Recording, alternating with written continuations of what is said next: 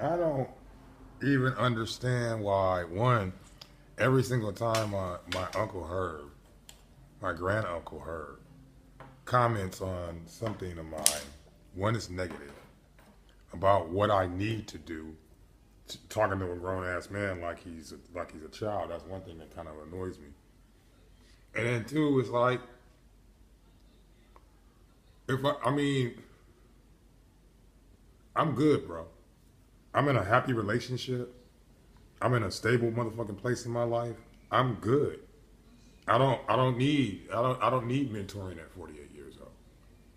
I don't need to have a discussion or bounce things off of people's, you know what I'm saying? I don't need to do that shit. I'm cool.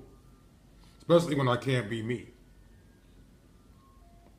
Or I have to feel like I'm gonna be treated like a perpetual child. I remember the last time I saw Tika, Stanley, my mother's youngest brother.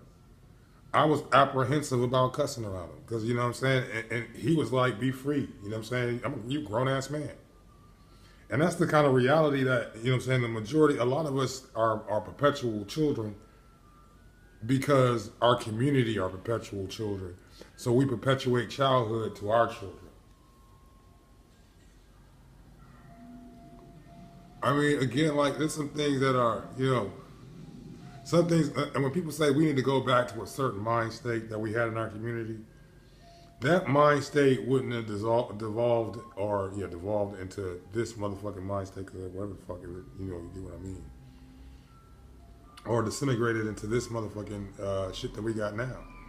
It's like a lot of the things we were doing it from a slave mentality, and that's what the brother who was, you know, what I'm saying, slaves don't know they slaves, regardless of Harriet Tubman saying or not saying. Yeah, I use a statement and within context. You gotta look at the context. I'm not excusing the oppressor when I say some slaves don't know they slaves. This is the job. This is the objective of the oppressor is for some slaves, those house slaves, not to recognize they slaves.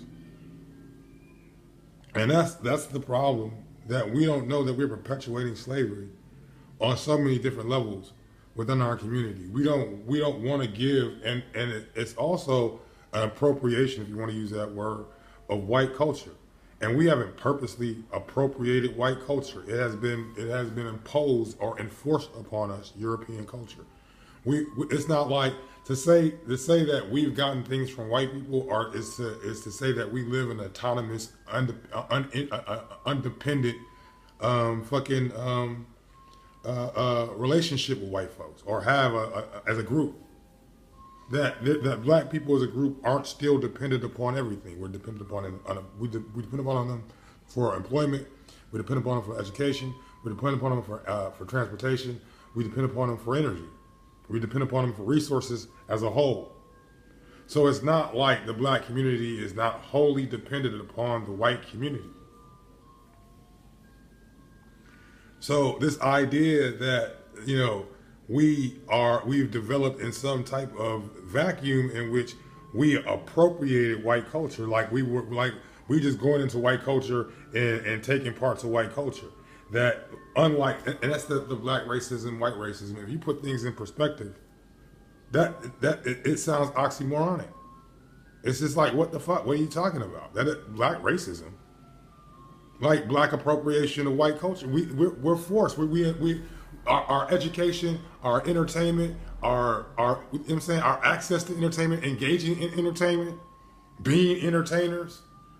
Every single aspect of fucking human life is regulated or modulated by white folks in relationship to black folks. And if you look at every other culture, every other ethnicity, then that's not necessarily the case. They're not dependent upon Univision. My educate, so their Univision is my, you know what I'm saying, is my means of entertainment. I can get entertainment specifically geared and towards me, with faces that look like me, and a variety of them, meaning different networks, not just Univision, but a number of them, Telemundo, so on. I'm not dependent upon you for my education. I have my own banks. I have my own communities which fund that can channel fucking funds into academia, tutors, so forth, politicians. And that's the. And I don't know how much I cussed her. You know what I'm saying? It's like, dude, you pick out the ones in which I cuss the most, and then pick out the fact that I use profanity instead of seeing the actual things that I'm talking about. That shows a lack of intelligence, bro. That's a lack of intelligence. That's a lack of ability to see, you know what I'm saying, the bigger picture. You're caught up in profane words, not the actual content of, you know what I'm saying, the conversation. So whatever. And that's gaslighting, bro. And why would I call you? To be gaslit? And that just makes me suspect the larger family, because I mean, it's not like me and her kick it all the time. You know what I'm saying? It's not like, so that makes me suspect the larger family in relationship to conspiracy, man. Because it's like, why? Why y'all care? Why y'all want to talk to me? Why does anybody want to talk to me? I mean, like Brian's motherfucking fake emergency and shit. You should be talking to Carol, man. Carol needs you right now. Carol and Pam need you right now. They probably need to talk to somebody. You know what I'm saying? Like with the schizo thing, I said, oh yeah, like, because my tablet was fucked up. You know what I'm saying? And I need to stop using this tablet because it's making me look schizo. That's the only thing he replied to. You know what I'm saying? That's what narcissists, that's what gaslighters do. That's what narcissists do. They try to make you betray, not betray, but not rely on your own mental capabilities, your own cognitive capabilities, your own psychological capabilities. They want you to think you're crazy, that you're stupid. That's the kind of things that, and they use whatever means in order to do that shit. So like, you know what I'm saying, listen to an intelligent conversation and then pick out the part that they can pick out and say, well, this would have been a great conversation. Not even that. Can't you speak without using profanity? How smart are you? That's the challenge in my intelligence, my cognitive ability, my adulthood, my manhood. You know what I'm saying? That's the work of those who seek to make an individual codependent, and that's because they're threatened by the power. See, with white folks, they're threatened by our power,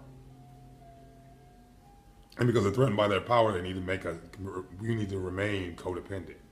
I was explaining to a homegirl, Leah, today, the concept of mammyism in relationship to.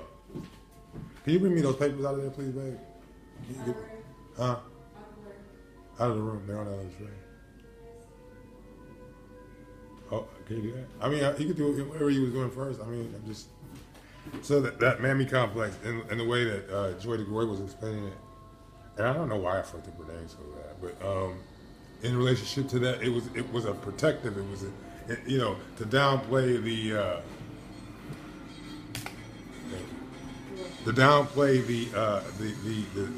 the superior characteristics or character traits of your child, out of fear that it would bring that child to the attention of master, and so you didn't want master to know that your child had, you know what I'm saying, superior fucking, you know what I'm saying, characteristics or character traits. So you downplayed them, and even more so, take it to this, that you would have the child, you would have the child downplay his own particular, you know what I'm saying, superior characteristic traits, so that he wouldn't come not only come to the attention of master, but of whites as a whole, and it goes unchecked. And this is what black families are doing, especially when it comes to superior excellence to some degree. Now, even in relationship to allowing excellence, you can't be to this, you can't be to that. You gotta, you know what I'm saying? Like, Donald Trump is an extreme, and that's why I say, really, I got a Trump card. Because you needed some extreme racism. You need an extreme racist to have, like I said earlier, Don Lemon ass niggas calling out racism, because Don Lemon didn't have the same vitriol towards racists of racism until it became blatant. I explained this to William Righteous Medley a long time ago. Niggas are very happy with this bone they got. And you can put a steak in front of them. You can say, hey, look at this steak. No, I'm good. I got this bone. I'm gonna chew on this bone. But I got a steak for you here. The only problem with this steak is you gotta season it, you gotta cook it before you eat it. Nah, I'm good with this bone. So really what you gotta do is you gotta take that bone away from the niggas and let them see the steak. That's gonna take some effort in order for them to actually eat it. You're gonna have to season it. You're gonna have to, you know what I'm saying, tenderize it, and you're gonna have to cook it. But the steak is there, bro. It's ready to go. You have to put some onions on it. You can put some motherfucking A1 steak sauce. It's gonna be good. This is some grade A, you know what I'm saying, USD, grade A beef right here that you got. It's some great steak. Filet mignon, my nigga. And there's enough filet mignon to go on for everybody, to go around for everybody. But in order to get it, you're gonna have to, one, give up that bone, and two, you're gonna have to prepare that filet mignon. And that's the problem that black folks have. We don't want to give up this. We have to see this bone as for what it is. It's just a bone. Ain't no meat on this motherfucker. It's just a bone. And it's a bone we fighting over. You know what I'm saying? They got us fighting over this bone. Because it makes sense to have us fight over this bone. Now, look, and there's so many different degrees. And somebody else was posting, dude, when we gonna start to get together and start talking about action plans? Now, I got long-term plans in relationship to action plan. Because the first Million Man March was such a grassroots place for engaging, for you know, starting the basis of the action plan. I mean, you know, it really didn't happen, at least on the side of the, you know, that's neither here nor there. John Henry Clark, you know, talks about that circumstance. Yeah, and I don't like Carnegie, and I don't like, you know what I'm saying, John Henry Clark, man. I know.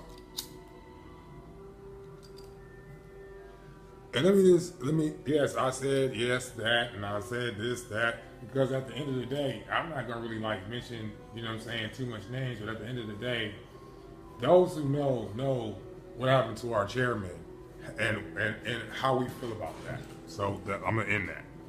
You know, that the story is the story, and some of us had a closer fucking connection to, a closer relationship to that story and know more of the facts than others of us do.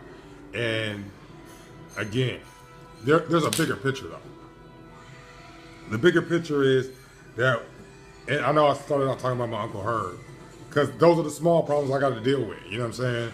I got to deal with, you know what I'm saying, my family and my family trauma and the dysfunctional nature of my family and its effect on me in relationship to getting that sty out of my eye so that I can do the job, the work that I need to do. You know what I'm saying?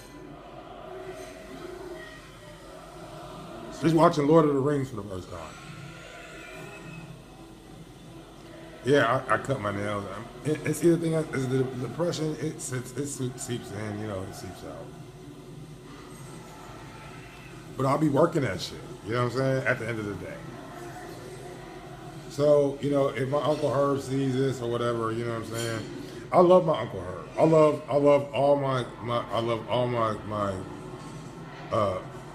all mothers, you know what I'm saying?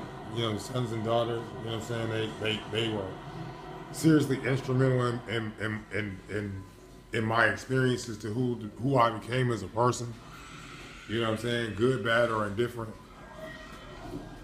Because all of them are experiences that lead to who you are.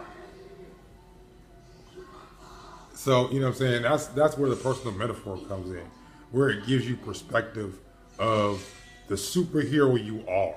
You know what I'm saying?